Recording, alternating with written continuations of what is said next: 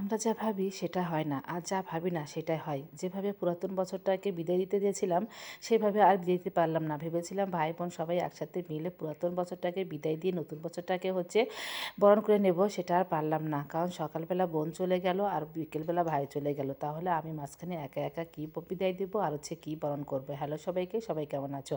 আশা করি ভালো আছো আর আমি ভালো আছি। চলে আসলাম নতুন একটা ব্লগ নিয়ে। আশা করি পুরো ব্লগটা সাথেই থাকবে আর তোমাদের অনেক ভালো লাগবে। আর সারা ব্লগটাতে কী হতে চলেছে সেটা দেখতে অনেক সকালে উঠেছি আর একটু সিদ্ধ ভাত রান্না করলাম। বোন তো রান্না করতে দেবে না, তারপর একটু জোর করে রান্না করে ওদেরকে খাইয়ে বিদায় দিয়ে দিলাম। যেহেতু গতকালকে যেতে পারেনি, তো আজকে ফাইনালি চলে গেল। আর আমার ভাই ছেলেটাকে নিয়ে অনেক আদর করতেছিল। তো যাই হোক, ওদেরকে বিদায় দিয়ে এসে ঘরে এসে একটুখানি দুধ চা বানিয়ে নিলাম। যেহেতু প্রচণ্ড ঠান্ডা পড়েছে, আজকে হঠাৎ করে এত ঠান্ডা পড়েছে, তো দুধ চা বানিয়ে আমি আমার ভাইয়ের ছেলে আর ভাইয়ের বউ একসাথে বসে একটুখানি মানে খেয়ে নিলাম চা বিস্কিট। আর ভাইয়ের ছেলের সাথে একটুখানি খুনসুটি করতেছিলাম, যেহেতু মনটা খারাপ। বোনটা চলে গেল, অনেক দিন পরে এসেছিল, যেহেতু অনেক দূরে থাকে, সবসময় তোর সাথে ইচ্ছা করলেও দেখা করা যায় না।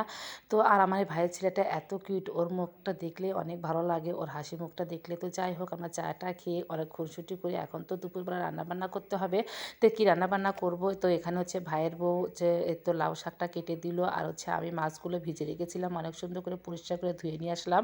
ধুয়ে এখন রান্নাবান্না কাজে যাব। আর এখানে সবজি কেটে নিয়েছি, এই তো লাইয়ের ডগা দিয়ে, তারপর মূলা, তারপরে সিম, আলু, বেগুন সব কিছু দিয়ে একটা চচ্চড়ি করব, সরিষা বাটা আর আলুগুলো দিয়ে মাছের তরকারি রান্না করব।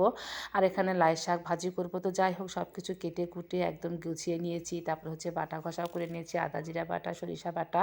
তো সব কিছু গুছিয়ে নিয়ে তো রান্নাবান্না কাজে চলে আসলাম। আসলে সংসার জীবন এমনই একটা জীবন, ভাই বোনের প্রতি হাজার ভালোবাসা টান থাকলে কেউ কখনো কারো সংসার ছেড়ে বেশি দিন থাকতে পারে না। একদিন না একদিন তাকে সংসারে ভেজেতে হবে।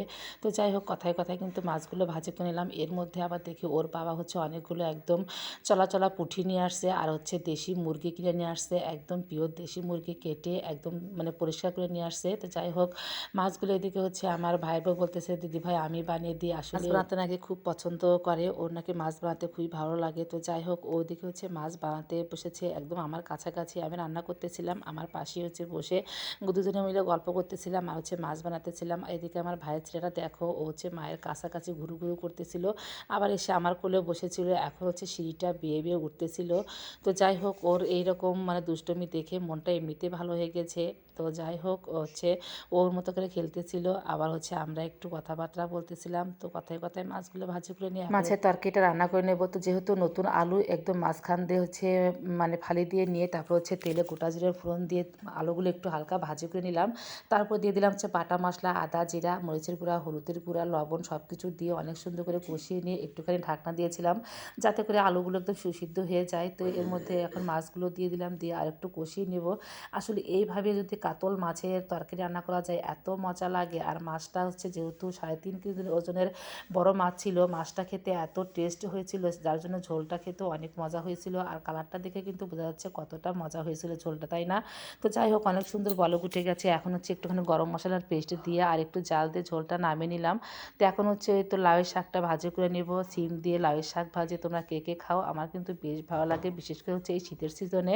তো অনেক সুন্দর করে লাউয়ের শাকটা ভাজি করে নিলাম। আমরা মেয়েরা সব কিছুই পারি, তাই না? যতই মনটা খারাপ থাক না কেন, রান্না বান্না করে খেতেও হবে আর সবাইকে খাওয়াতে হবে। এটা আমাদের সংসারে একটা নিয়ম, বিশেষ করে আমাদের মেয়েদের ক্ষেত্রে। তো যাই হোক, শাকটা ভাজি করে নিয়ে এখন এই সরিষা বাটা চচ্চড়িটা করে নিলাম। এখানে মেথি ফোড়ন দিয়ে দিয়েছি, তারপর অনেক সুন্দর করে একদম সুসিদ্ধ করে নিয়ে, তারপর ভালো করে ভাজি করে নিয়ে মশলা টশলা দিয়ে একদম নামিয়ে নিলাম সরিষা বাটা দিয়ে। তো যাই হোক, রান্নাবান্না এই তো সব কিছু একদম কমপ্লিট করে গুছিয়ে নিয়েছি।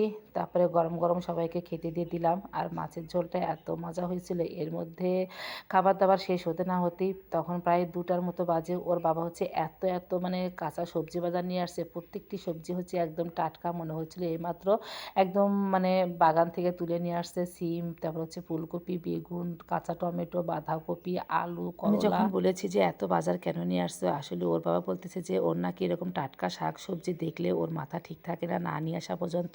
তো যাই হোক, বাজারগুলো গুছিয়ে টুছিয়ে নিয়ে একটুখানি ছাদে আসলাম, যেহেতু হালকা একটু রোদের মুখ বেরিয়েছে। তো ভাইয়ের ছেলেটাকে নিয়ে আসলাম, ওকে একটা ব্যাট বল কিনে দিয়েছি। ওর ব্যাট বল হচ্ছে বাসায় রেখে এসেছে, এখন শুধু বলতেছে ব্যাট আর বম, ব্যাট আর বম। তো ওকে একটা কিনে নিয়ে এসে দিলাম, আর ও এত সুন্দর করে খেলতেছিল। আসলে ওর সব কিছুই আমার এত ভালো লাগে, ওকে আমার মানে আজকে যেতেই দিতে ইচ্ছে করতেছিল না। তারপর হচ্ছে ওর বাবা মা থাকতে যাচ্ছে না, বলতেছে বাসায় নাকি কাজকর্ম আছে। তো আমি ছাদ থেকে ওর ছেলেকে নিয়ে আসলাম, এসে দেখে ওরা মোটামুটি রেডি হয়ে গেছে। ও হচ্ছে এখন বাচ্চাকে রেডি করে নিয়ে তারপর হচ্ছে এই তো সবাই বিদায় নিয়ে নিচ্ছে বিকেলবেলা। এখন প্রায় ওই 4টার মতো বাজে। তো ওদেরকে বিদায় দিয়ে আমার মনটা তো অনেক খারাপ লাগলো। আর আমার ভাইয়ের ছেলেটা, ওর মন এত খারাপ। ছোট বাচ্চা হলে কী হবে, ও হচ্ছে অনেক বোঝে আর হচ্ছে আমাকে খুব চেনে, আমাকে খুব ভালোবাসে, যে কারণে আমাকে মানে ও ছাড়তেই চায় না। আমি গেলেও যখন আসতে নেই খুব ওর মন খারাপ করে, আবার এখান থেকে গেলেও ওর মন খারাপ হয়। তো যাই একটা ফুলকে আমি বিদায় দিয়ে দিলাম, আর এদিকে অলরেডি ওর বাবা অনেকগুলো ফুল গাছ নিয়ে আসছে। ফুলগুলো দেখে তো আমার মনটা অনেক খুশি হয়ে গেল। আসলে কথায় আছে না, শেষ ভালো যার সব ভালো তার। তো বছরের শেষটা ফুল দিয়েই মানে খুশি করলাম মনটাকে, আর এই ফুলের মাধ্যমে নতুন বছরটাকে বরণ করে নিলাম। তো সবাইকে নতুন বছরের শুভেচ্ছা জানালাম ফুল দিয়ে। তো আজকের ভিডিওটা এ পর্যন্তই। ভিডিওটা ভালো লাগলে অবশ্যই লাইক কমেন্ট শেয়ার দিয়ে পাশে থেকো। আর নতুন বছরে সবার জীবন হয়ে উঠুক ফুলের মতো সুন্দর। আর সবাই আমার জন্য একটু আশীর্বাদও করো, আমি যেন নতুন বছরে অনেক সুন্দর কাটাতে পারি। তো আজকের মতো এখানেই টাটা।